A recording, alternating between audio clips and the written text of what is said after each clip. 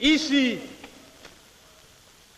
l'effort de ceux qui n'avaient jamais cédé et autour desquels, à cause de cela, s'était rassemblé l'instinct national et reformé la puissance française, trouva sa décisive justification. En même temps, c'est ici que sur le sol des ancêtres réapparut l'État. L'État légitime,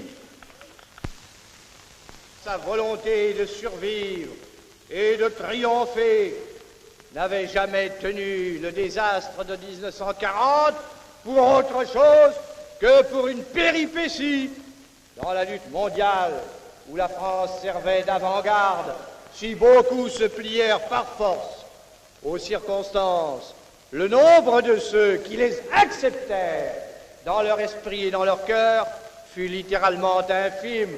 Jamais, non pas une seconde, la France ne crut que l'ennemi n'était pas l'ennemi et que le salut était ailleurs que du côté des armes de la liberté.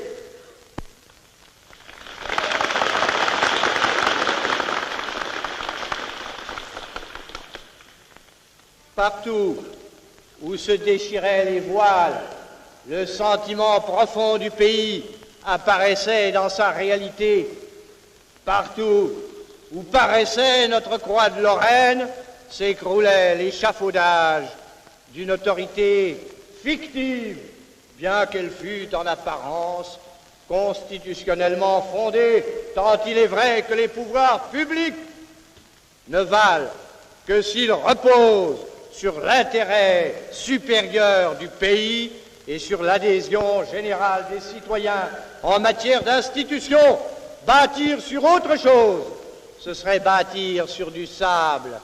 Ce serait risquer que l'édifice s'écroule, une fois de plus, à l'occasion d'une de ces crises auxquelles, par la nature des choses, notre pays se trouve si souvent exposé.